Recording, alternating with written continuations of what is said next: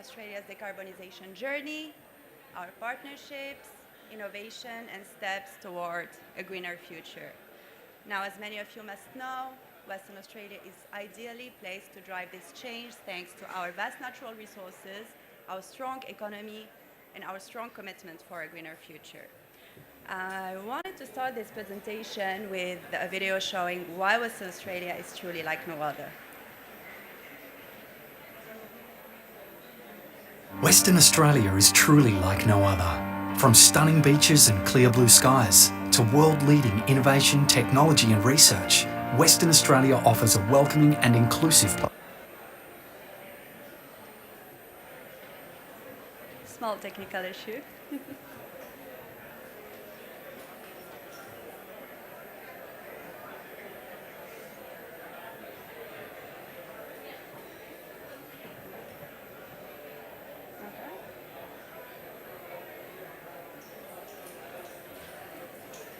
Western Australia is truly like no other. From stunning beaches and clear blue skies to world-leading innovation, technology and research, Western Australia offers a welcoming and inclusive place to visit, work, study and do business. Voted one of the most livable cities in the world, Perth boasts vibrant dining experiences and world-class entertainment venues. Our ancient and majestic landscapes are rich in history and culture. Together, we're forging a dynamic future from a position of economic strength. Our world-leading industries are brimming with investment and trade opportunities, including tourism, events in the arts, education, energy, mining and technology, defence, space, health and medical sciences, and primary industries. Sharing a time zone with over half of the world's population makes it so easy to invest in, buy from, travel to, work in, and study in our great state. Western Australia. It's like no other.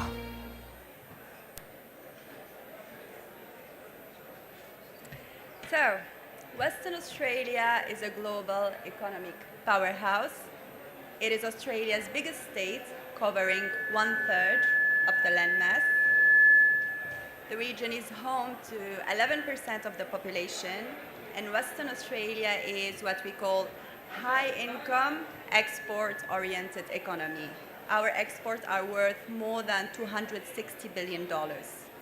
Iron ore is the state's most valuable resources, followed by gold, lithium, LNG, crude oil, and other base minerals like copper and zinc. Those minerals are essential for global and local economies. Western Australia's economy is powered by a strong variety of natural resources, of course, and a steady growth of exports. The government carefully managed the finance while still making necessary investments to support a long-term growth. The Western Australian Treasury is active in both financial markets, international and local financial markets. And the Treasury have good access to funds and liquidity, meeting a very high level of financial security.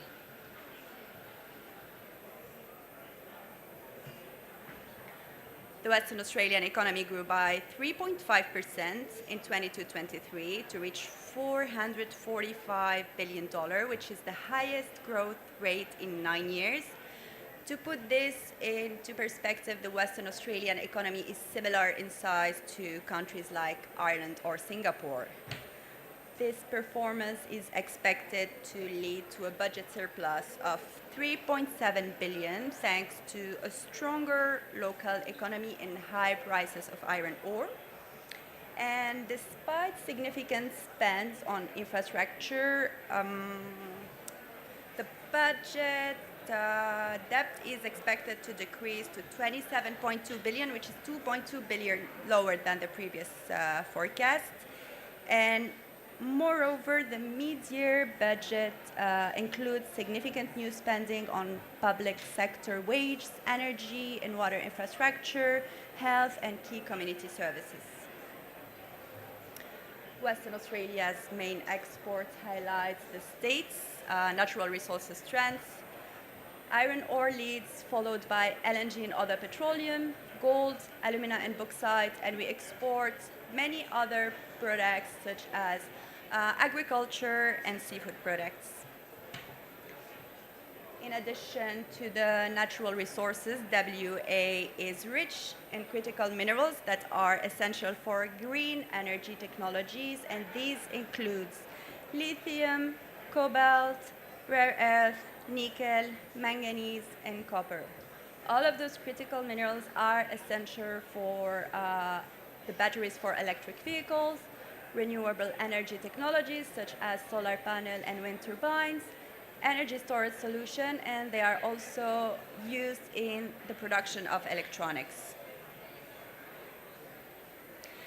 Here we can see WA's contribution to the global mineral production. The states account for around half of the world's lithium production. WA produced nickel accounts for 20% of the global production. Cobalt represents 15%, and WA contributes for 15% of the world's rare earth production. This chart shows the demand for lithium and nickel, two critical minerals essential for clean energy technologies, mostly used in the batteries for electric vehicles. The blue bar represents the lithium production, which has been rising steadily each year and will continue to rise until 2029. And the red line represents the nickel demand, which is also expected to continue this upward trend. And as the world shifts to clean energy products, this really places WA as a key supplier. Western Australia is fully committed to energy transition. We put a lot of resources into natural sources such as solar and wind to reduce carbon emissions.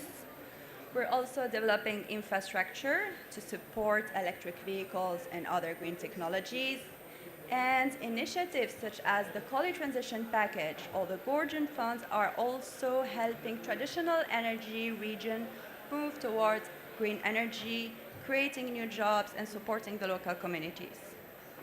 WA is also investing in carbon capture, utilization and storage action plan, as a recent study shows that WA has a huge potential in carbon as a carbon storage hub.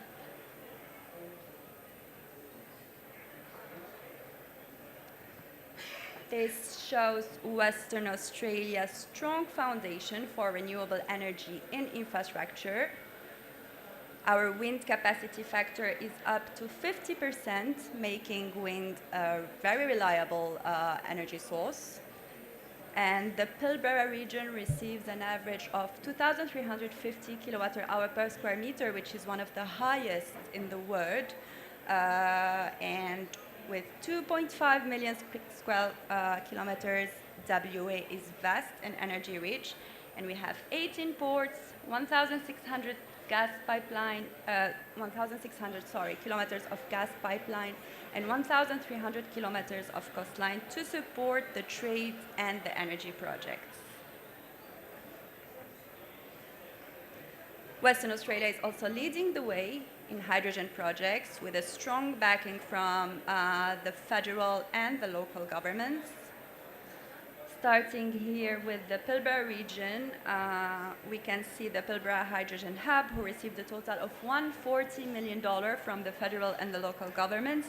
And the goal here is to make the Pilbara region a hub for hydrogen production and export. Then we have the Midwest Hydrogen Hub, who received $60 million from the Western Australian government to support the OKG industrial area, which is also very well positioned to receive private investments thanks to very high wind resources. And finally, we have the H2 Kwinana, who received $70 million from the Australian government.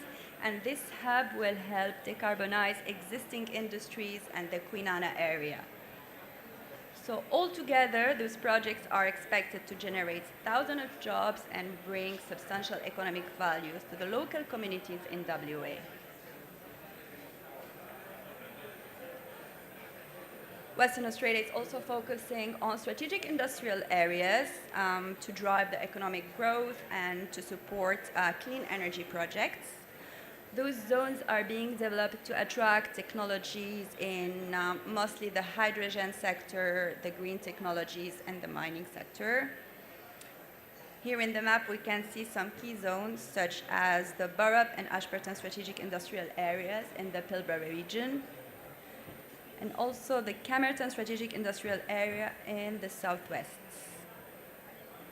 To support all of this, the 500 million Strategic Industrial Fund has been established, and this fund will provide the essential infrastructure around those areas. The goal here is to unlock those zones and position WA as a global leader in clean energy. Now we're going to talk about Diversify WA, which is the state's economic development framework. This strategy focuses mostly on building a strong economy and creating new jobs by investing in different sectors, and here how we're doing it.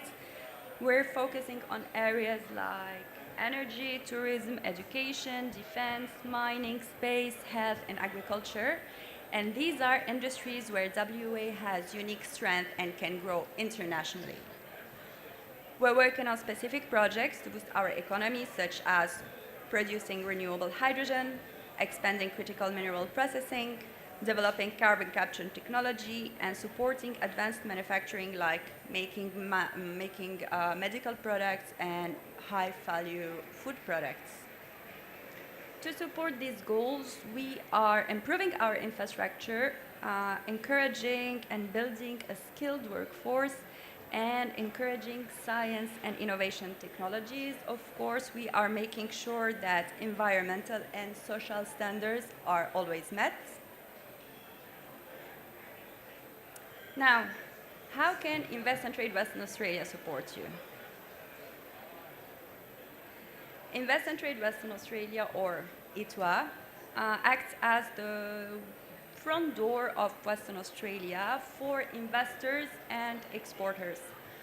Our role is to promote the Western Australian economy by growing investment and trade opportunities through enhanced client support services and attracting investments and businesses to WA, and increasing the supply chain integration opportunities in the India Gulf region. We're also promoting Western Australia's connectivity by increasing physical and people-to-people connectivity and connectivity between innovation ecosystems. And we are positioning WA by attracting an increasing number of tourists visiting the States, by attracting and increasing the number of international students choosing WA as their study destination, and attracting talents and skilled migration to Western Australia. We are also here to connect investors with exciting projects in Western Australia. Through our WA investment website, we showcase a range of projects seeking investment to help investors find the right opportunities in WA, and we are also assisting businesses and listing their projects to local and international investors. This table shows our platform, Investment WA projects, the listed projects across the different sectors. We have approximately 60 projects in the pipeline seeking investments valued from $4.5 to $7 billion.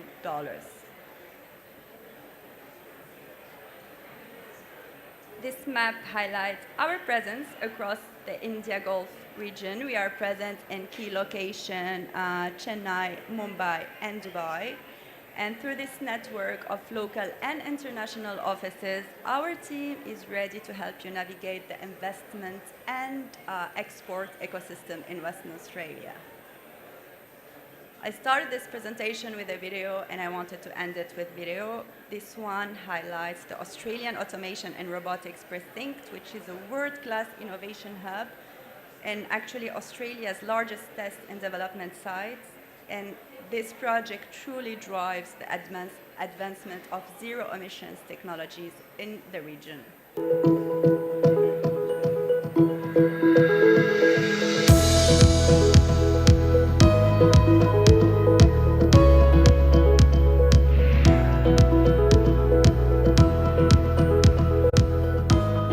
The Spark is a significant opportunity for Western Australia and global companies. It provides a test, development, showcase and training facility, the largest in Australia, very, very close to the Perth CBD. It provides this open opportunity to develop your products, engage with customers and showcase capability to the world.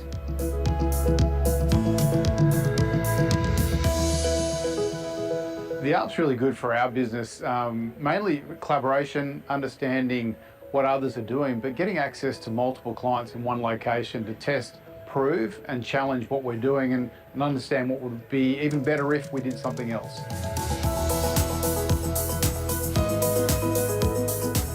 Sites like ARP are invaluable to our industry, to probably any industry really, just having availability for a testing facility without having to travel to a full-blown mine site.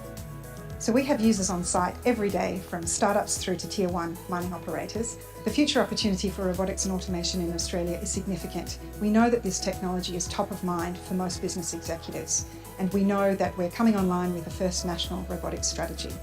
Having ground available to put holes in the ground, to have autonomous driving beds, and in the future the common user facility is going to be a major part of how we go forward as a business.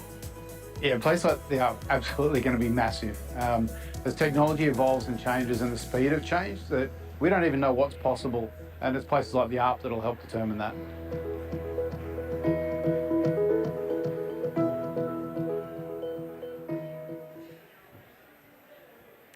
And that's it for my part. Thank you for your attention, and I really look forward to continuing this conversation and explore new possibilities in WA with all of you. Now, I'd like to invite our esteemed panelists to join me on stage. Mr. Richard Fechner, Executive General Manager at JHD Advisory, and Professor Christophe Godin, Director at the University of Western Australia Ocean Institute.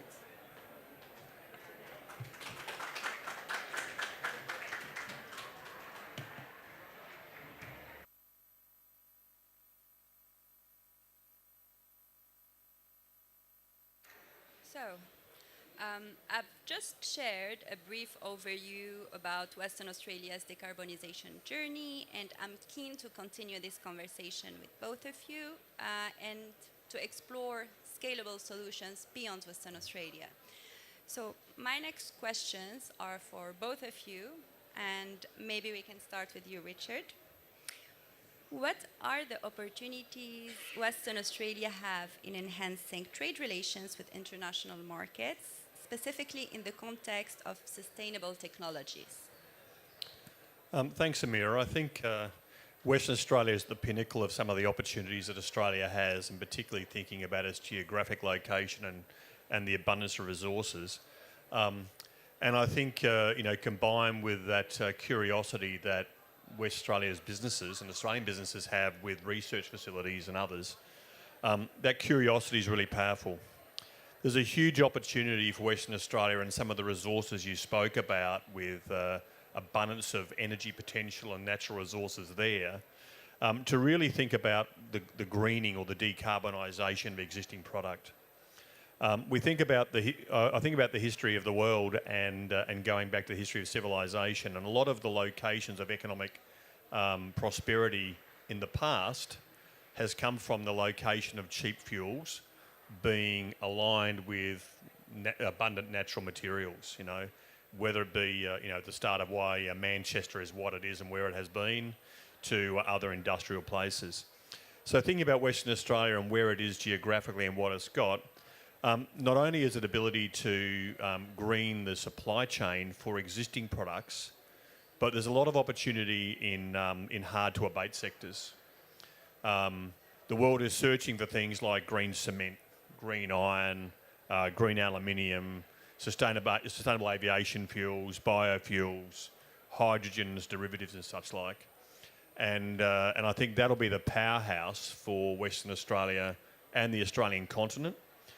There's been a lot of discussions here about trade and investment and trade flows, and more than 80% by volume and more than 90% by volume and more than 80% by value of world trade goes by sea. And we're pretty close to places like Singapore, which are major bunkering hubs, but don't have the potential to supply the fuel. So there's other avenues there where relationships between Australia, its ports, and Singapore could really change the way that we decarbonise quite rapidly the maritime sector as well. I think the other piece that comes into that is really building that green processing industry. Can we do the processing and value add onshore, and what will stimulate that, rather than sending raw product overseas to be processed by others who may be developing renewables at the same rate, but can we capture that market ourselves? So I might pause there. Thanks, Richard. Professor Christoph, do you want to tell us what those opportunities look like from your side? Yeah, no, definitely, yes. So thanks, Samira. So maybe I'll give a bit of context to start with, because I'll come with a totally different approach to Richard. So I'm an ocean engineer. I lead a research institute which is specialized in oceans. And I think from our perspective, there is no innovation without research. And innovation is what's going to be needed to actually enable and enact the step changes that are going to be needed to actually reach our target decarbonization goals. And I think that was put very elegantly by Ambassador Thompson yesterday here, and explained that the development of humankind is actually a succession of little innovation. So for research to do its job and to serve the communities, it needs two things. It needs significant investment, and I'm sure we'll go back to that conversation a bit later, but also it needs key and critical partnership. And it needs partnership to make sure that we can translate rapidly and efficiently research outcomes into practical solutions. And this is something that actually Perth, UWA, but the whole academic community in W has actually a fantastic track record of, which is not necessarily very known by the community in WA. So across many of the oceans disciplines that are relevant to the discussion today, we are in the top 10 or in the top 20 in the world. And ironically, is it an English word? Ironically, yeah. Ironically, it's actually a legacy of the oil and gas industry and the development in the Northwest Shelf. But let's tap into that expertise and actually make something out of it. So in terms of opportunities, I see two that are very specific to the ocean space. And so if you noticed on Amira's slides, there was no notice about the ocean. And it doesn't mean that this is not an opportunity. It means actually it is one for the future, and specifically in the diversification of the WA economy. So these two opportunities, among others, but the one which are the most evident today is offshore wind. So this is a journey that Australia is just starting, but that within the APAC region has been developed quite extensively. There is about 520 gigawatts of wind electricity in the APAC region at the moment, increasing 19% from last year. There is another 380 gigawatts to be installed by 2032. And to push to that level of generation of electricity, we will have to push the boundaries, and research is going to be needed. We're going to go towards cyclonic conditions, which we are not used to have, in Europe and in the US, where most of the developments are at the moment. We're going to encounter very challenging seabed conditions, something that the oil and gas industry has learned with a lot of difficulties 40 years ago. We have to move towards floating offshore wind solution, which is definitely not a mature technology. And for that, there will be a need for research and innovation. And obviously, Perth is not going to become a hub that's going to manufacture offshore wind turbine and so on, but it can be the research and knowledge hub which can drive the expertise which is needed to push this development and enable this growth in offshore wind, and both in the APAC region and in Australia. And as you may know, the Bunbury area has been declared open. All the developers are bidding for it, and we are actually heavily involved with all of them at the moment, in assisting them in their feasibility license. There is one additional point with offshore wind which I think is very relevant, and that has been part of the conversation that we've been having globally during that COP, is actually integrating nature positive into the climate change, the fight against climate change. And so there is a lot of research happening at the moment which is extremely relevant and important, which is how do you develop and implement wind turbines that can actually have a positive benefit and a positive impact on ecosystem. Can you do something specific about your foundation so it creates an habitat within which fish and lobsters and other ecosystems can thrive. This is something actually where research has a very important role to play and that can double up on the benefits of decarbonization. The second one, which I think presents a fantastic opportunity as well, is coastal adaptation and coastal management. There is billions of dollars to be invested to mitigate the effect of climate change on our communities, and that's going to be both in WA and in the APAC region. And so for that as well, we've got world-leading expertise with a very strong track record and successful example of developing nature-based solutions to mitigate the impact of sea rise, storms run out, and so on, while at the same time developing and supporting ecosystem. And so one of these examples, which I think is a very good successful story, is the artificial reef that has been built in the city of Coburn, that has been developed at UWA within the Ocean Institute in collaboration with Subcon, which was subsequently bought by MMA, Offshore Engineering. And that's a solution that can be imported to many different ecosystems all over the APAC region. And I think that has a great future. So these are two examples among many others, but I think very relevant to the ocean space and with high growth potential in the future. Thanks, Christophe. Very interesting point. And this leads to my next question, which is for you, Richard. What role do you believe public-private partnerships play in advancing decarbonization efforts in Western Australia? And how could international markets benefit from such collaboration?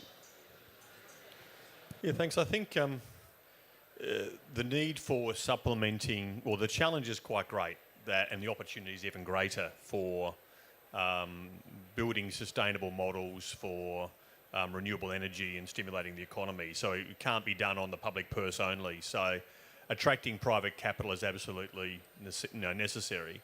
And, this has been a finance COP, so I'm not going to go into all the details, but certainly, the work that's been done on the taxonomy for the change in sustainability investment is really key to have a common landing field for global finance.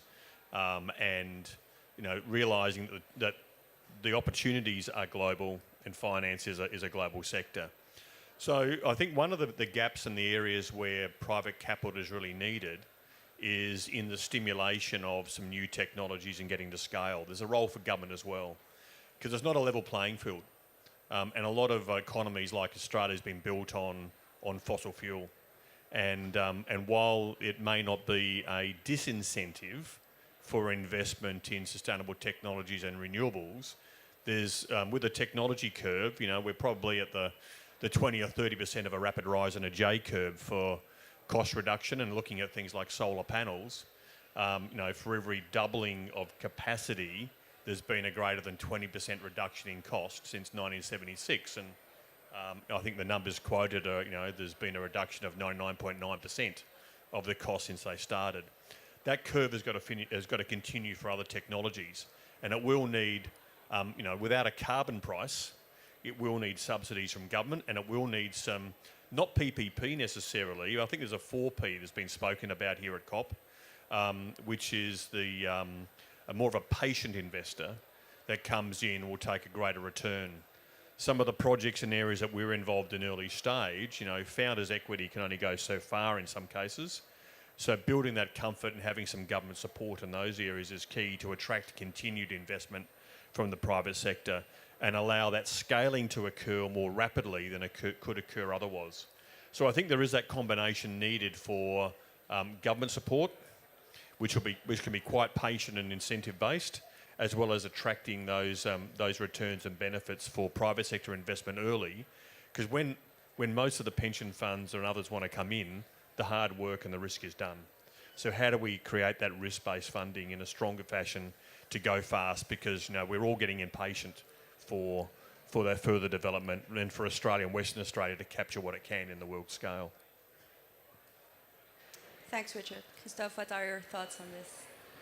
Yeah, no, so I'm not a finance person, but I can relate on, again, the experience that we've been having over the last 4 decades in research. I didn't mention early on that partnership was key for the translation of research outcome into a practice, but it's also key into having the scale, as you mentioned, that can actually generate true impact. And so it's been very evident in our endeavors that, partnering with industry specifically to raise private capital has been a fantastic way to leverage government funding and to bring things at a very specific scale.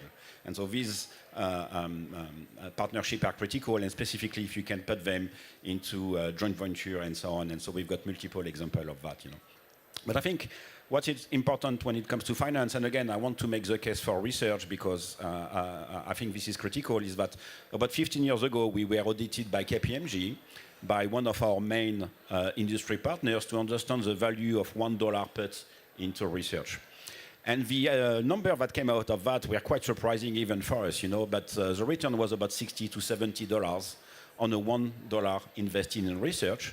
And the second question which was explored was that how long does it take between the inception of an idea and its actually implementation into practice? And the response was 7 years, which when you think about it is actually incredibly short, and I think again, was a good example about how research can be this trigger for innovation and so on. We talk about a lot about finance. There is shortage of funding everywhere. Everybody's crying for money. Research is no different to any others. For us to make a very significant difference, we need funding at large scale. And actually, within the Ocean Institute, we try to change a bit the rules of the game and move away from this small-scale project in the $1 or $2 million scales and move towards a 50, 60, $70 million scale, but a much stronger engagement with industry, NGO, philanthropy, federal government, World Bank, and so on. And so this is something which is going to be needed if we really want to move the needle. Thanks, Christophe. So we've discussed public-private partnerships in advancing decarbonization efforts in WA, and this brings us naturally to my next question. How can research institutions like University of Western Australia and private sector leaders like JHT work together to create solutions that are scalable beyond Western Australia? And I'll start with you, Christophe.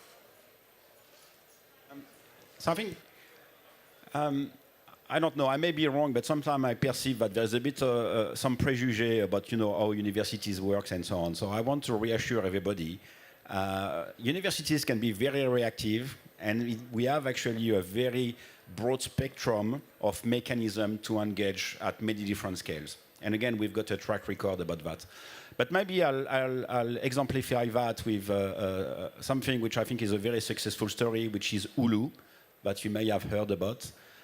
So Ulu is this SMEs which is basically generating plastic out of seaweed and try to resolve the plastic in the ocean issue. So it all started with PhD students at UWA that came up with an idea that learned how to fermentize seaweed to generate plastic, teamed up with another students from the business school with an MBA from UWA, and created Ulu that has been raising private equity and private capital all over the world, to try to solve this plastic problem. And what is very interesting with this Ulu company is that they are actually a very global outreach. Their mantra is actually to empower communities, and they do that in Indonesia to actually produce the seaweed, which in turn is going to be turned into plastic, and to build chairs and whatever you want at the moment. So it's been supported quite extensively by the university and by the federal and the state government, in collaboration as well with other research institutions like the CSRO. It has, as I mentioned, equity capital from many different private investors, and I think this is a very good example of a success story about how research translates into innovation that can become scalable and basically solve a sustainability issue. Richard, would you like to add to that? Yeah, absolutely. And I think, from a private business, and we're a bit unique in the sense being staff-owned, so we're putting our own personal capital as individuals into it. And we've seen the need for both working on research and running our internal innovation programs to bring things forward. And so, I've got a global origination team that looks for gaps in the market where there's an opportunity, and that's aiming at using the other investors' money, and we also got a small venture capital fund internally where we see typically technology or project plays where some sweat or cash equity from us can get it ready for the next piece and working with partners. The piece is really key about collaboration. And whether it's collaboration with universities, which we do, whether it's collaboration with some government agencies, whether it be CSIRO, work we've done with ARENA and others, often the collaboration, knowledge sharing, and it's a bit like the old African adage, if you want to go a long way, go together. So I think there's a teaming approach and a collaboration approach is really necessary. There's a couple of stories, some from Western Australia and elsewhere in Australia that I can tell that, doing some early research in WA with looking at kelp as carbon sinks, how that can be harvested, how that can be grown, and the fact that it provides about 50 years of storage of carbon that can be grown naturally. We've done a lot of work in that space with universities around wave energy, both on the west coast and the east coast of Australia. And extending a bit further, we did with another university, albeit not in WA, looking at decarbonising the marine and maritime sector for Pacific Island nations and what the challenges are there and the role that Australia and technology can play in that piece. So, there's a lot at play, and I think how we harness those energies. I think what we need to do a little bit differently, and I wouldn't mind your comments, is how do we collaborate so that we're tackling the big challenges together rather than competing on the same challenge. And so I think a bit more collaboration and focus through research programs from all Australian universities and all state-based by state, etc., can mean we can gear up and go a little faster as a nation, a bit more Team Australia, rather than the individual competition between research facilities. But that's a refinement, but the opportunities are really rich for us in that space.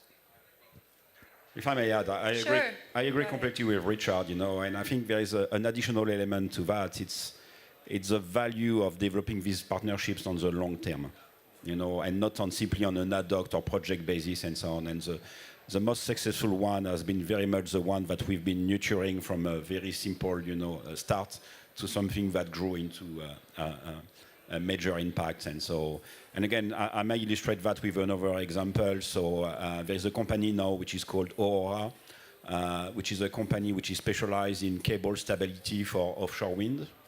That again originated from research done at UWA, that has now headquarters in Europe and is winning all the projects, offshore wind projects in the North Sea and in the Atlantic coast. And the strength of Aurora is not only, the fact that they've come up with a very competitive idea that won basically over the competition, but also the fact that they've maintained a very strong relationship with us, so they can continuously improve, their products and maintain this kind of innovation track, which really makes a difference. And I think it's a very great example. They've got a solution which nobody has that basically reduces the cost of cable protection by 30%. And that's the kind of things which is a game changer when it comes to make renewable energy affordable. Thanks, Christophe, for those insights. My next two questions are actually for you, Richard. As a leader in sustainable infrastructure, how does JHT approach decarbonisation in projects across Western Australia, and what lessons can be shared with other markets?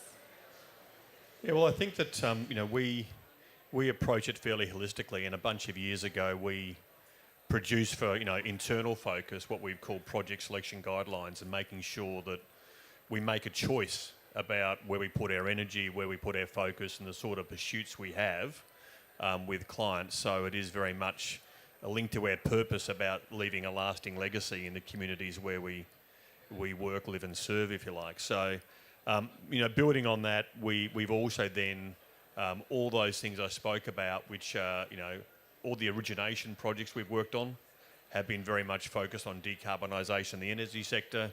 And all those where we put equity in the ventures have either been about improving efficiency in the water market, which is linked to energy decarbonisation and natural resources, or they've been energy related in that sense.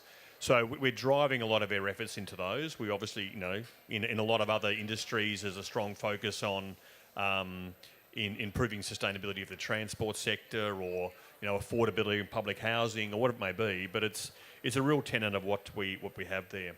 The other thing that we focus very much on, and we've had after 29 COPs, this is the first one that had a digitisation day and an outcome. And very much we're putting a lot of effort into the use of data science and technology in improving what we do. And that's not necessarily about breaking new ground, but the whole piece, and this ties into opportunities for Western Australia as well. And we did see on the slides earlier about mine automation and controls in those areas, which is some world-leading stuff that's come out of WA. And I think there's a lot of technology that we can take to other sectors, very much regarding efficiency, whether it be about water loss, whether there's a lot of tools about predictive analysis regarding rainfall, recharge of aquifers and such like, that can even down to fire management for wildfires and bushfires that we and parts of Europe and Canada are plagued with. So I think how do we leverage that technology and what we develop for our own use in one sector, think quite laterally and curiously about how we take that to other adjacencies, and often that gives a fast start in that piece. So I think there's some untapped potential that we as an organisation have, and other organisations in WA have, to export some of that know-how and stretch that further. Thanks for those insights, and I'd also love to hear about some notable projects you've worked on that demonstrate WA's leadership in sustainable infrastructure, and how might similar initiatives be implemented in other markets?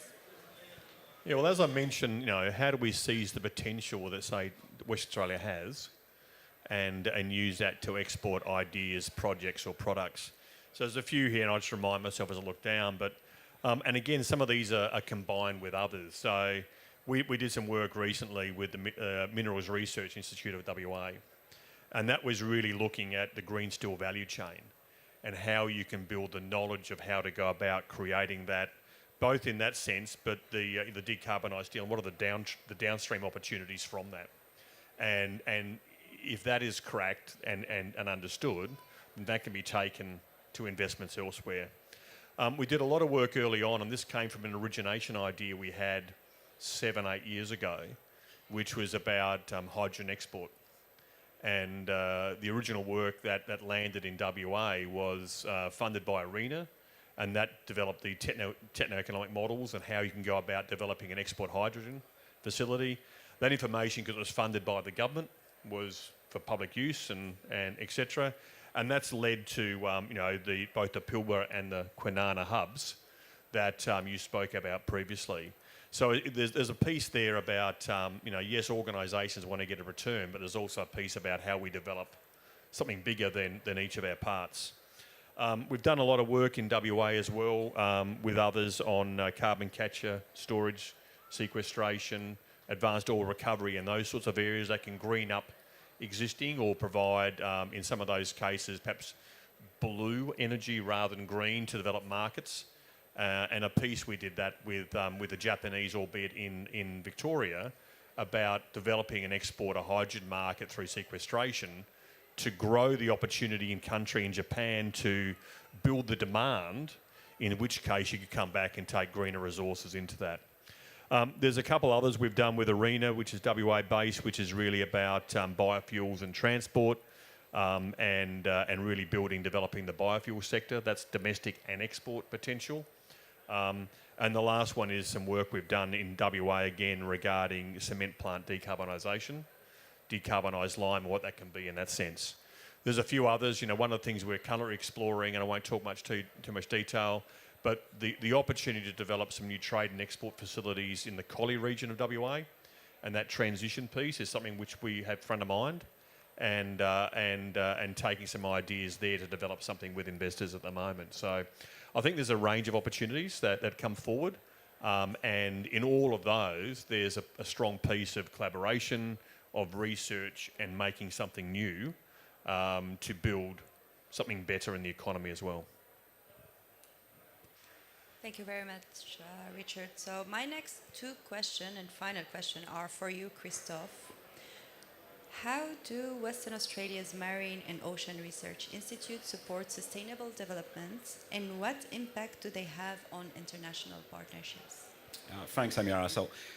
So far I talked a lot about engineering because I'm an engineer, but the Ocean Institutes actually have a very broad portfolio of activities and with very high impact in other areas and notably in the restoration of ecosystem, seaweed and seagrass.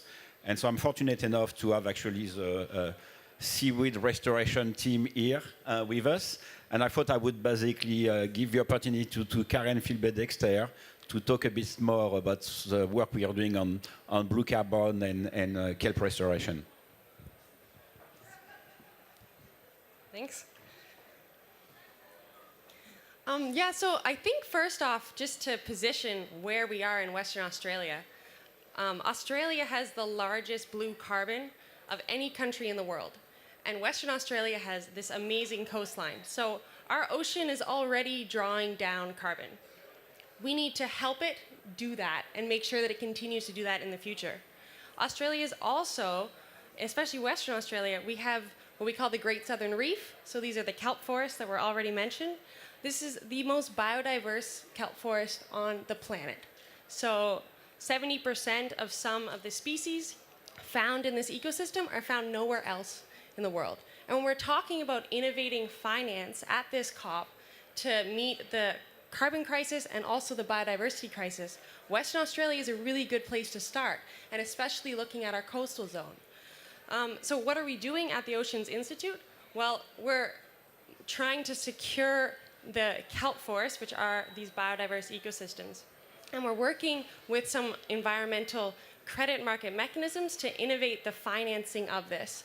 So not only leveraging the carbon credit market, but also leveraging all of these sort of burgeoning biodiversity credit and environmental credit markets to be able to restore our kelp forests. We're not just doing this in Western Australia. So Thomas Wimberg over here, both of us are leading a network of kelp restoration projects that started in Western Australia and encompasses 9 countries around the world. So we're testing out this innovative finance mechanism and also the innovative kelp restoration mechanism, I could say, which is a way to reseed these kelp forests using resilient kelps that might be able to withstand future warmer temperatures. So there's a lot of innovation that goes into basically nature-based solutions and goes into securing our coastal ecosystems and all our ocean ecosystems to help us in this decarbonization journey. Thanks a lot, Karen. And it's one among many others. So in terms of sustainability, we also have what is called the Seed for Snapper project, which is happening right now, where we actually engage very closely the community to come and plant seed to restore seagrass in various areas. So we've got various examples like that, and so various discussion. We have been having a few meetings actually at the COP to see how we can the potential to actually export this knowledge and this expertise to other areas in the world and notably in the APAC region.